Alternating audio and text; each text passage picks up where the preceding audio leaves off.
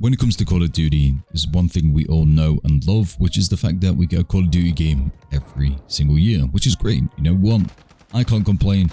It's about 50-60 quid to play on a game that I'm going to enjoy for about, I don't know, 10 months. When it comes to like the last 2 months of a Call of Duty game, that's mostly when it stagnates and becomes basically just a DLC microtransaction haven where they just absolutely throw out cosmetics constantly, which is kind of a shame, but they've got to make their money, you know. They've already took £60 off me, and then the money for COD points for season pass.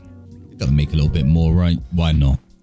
Apparently everyone's been going crazy over the fact that Call of Duty games in the future will be a 2-year contract, and that's what everybody believed about Modern Warfare 2.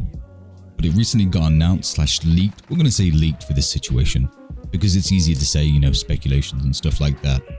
When it comes to Modern Warfare 2, everybody assumed this was going to be a 2-year game.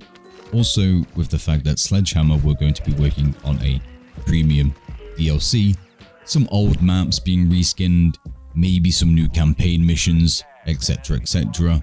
You know, something like you could get back in the day in actual Modern Warfare 2, where you would just pay £10, get a bunch of maps, get a few new guns, off you go. But apparently that's not the case.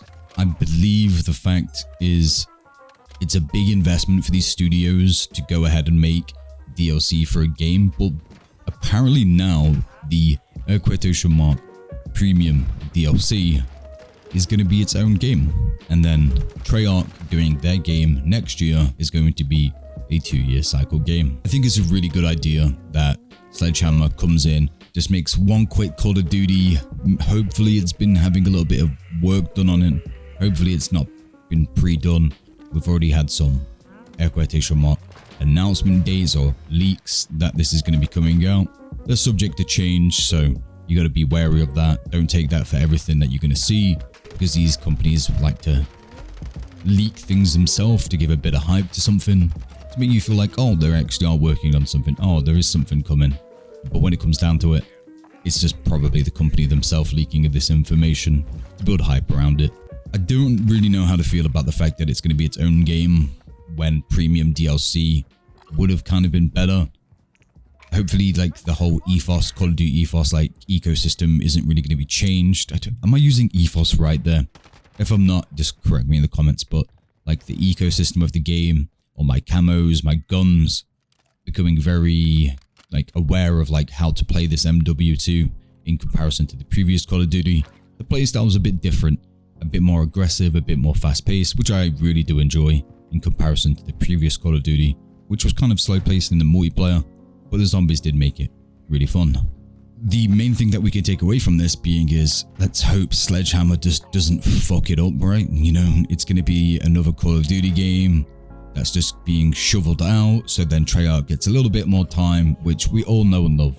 In my opinion, the tier list for Call of Duty literally has to be Treyarch, Infinity Ward, and then Sledgehammer. No offense, Sledgehammer devs, if you do end up watching this video somehow, World at War had a place in my heart as a child growing up.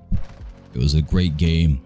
I also really enjoyed COD 4, so those two games, Pierre de la Resistance, or I'm English, bro, we can hardly pronounce our own words, so don't expect me to be able to speak another language. I think when it comes down to brass tacks, this is just purely allowing Treyarch to get a good 2-year game out with a premium expansion halfway through the year.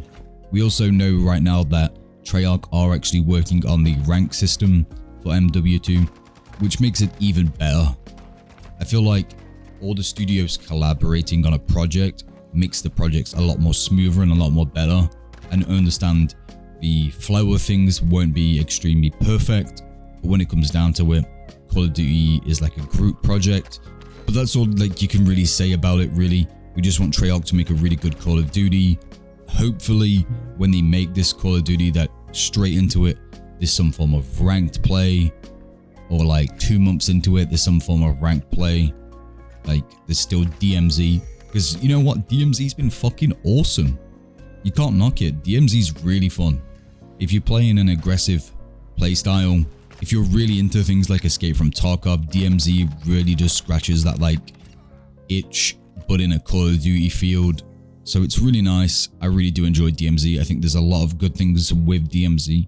The glitches and stuff, you know, it's the first time doing it, so of course there's going to be glitches and issues, but you know, you gotta take a little bit, right? Everything's not always going to be perfect. It's like me and my previous relationships, but let's not go into that.